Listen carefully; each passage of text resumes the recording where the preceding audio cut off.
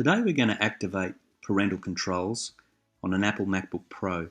This also works on an Apple MacBook and also an Apple Air. The first thing we're going to do, top left hand corner, is go down to System Preferences.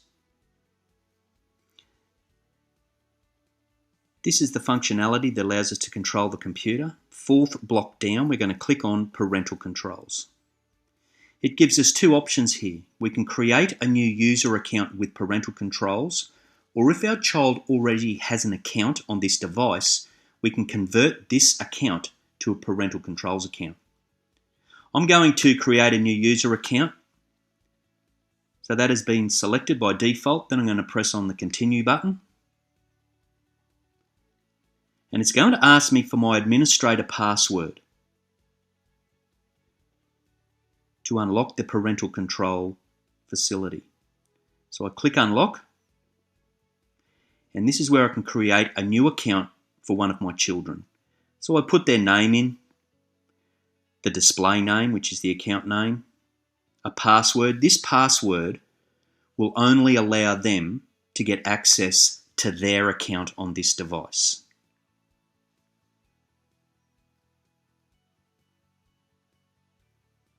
We can put a password hint if needed. I then click on Continue.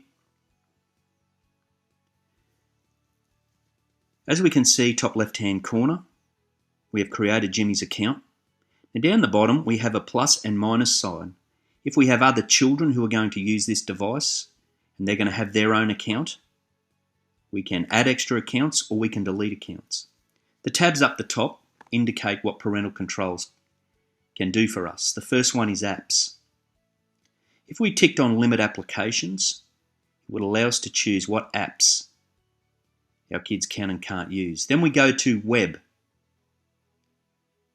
Website restrictions. It's already clicked on try to limit access to adult websites automatically. We can customize that where we can add websites that we never want them to visit or ones we allow them to visit. Maybe it's YouTube.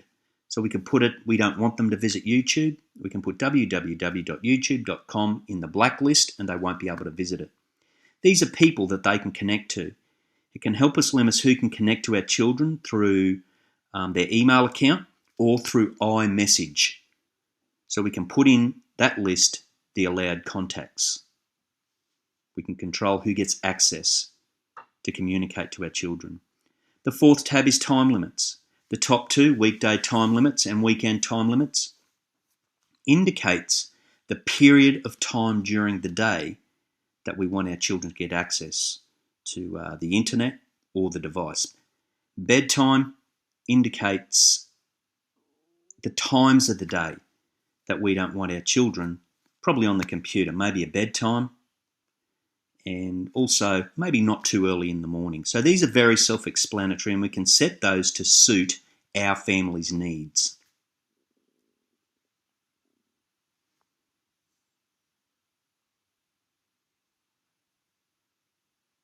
Then we're going to go to Other, which are just tick boxes where we can determine some of the information or some of the functionality that we do or don't want them to have access to. The second one from the bottom, changing the password, means once we've set the password for our child to log into their account, they can't change it. I then clicked on bottom right hand corner Logs. This is a record of the activity that's been occurring on the device. Now, of course, because this is a new account, it's already selected on websites visited. There's nothing there, but it will show all the websites our children have been to. It will show the websites that have been blocked.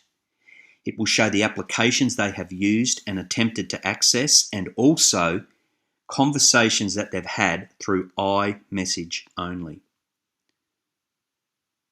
So that's a record of everything that they've been doing on the device. Again, very self-explanatory. We go down to the bottom, and once we've put our settings in place, it is very important to click on Lock to prevent further changes.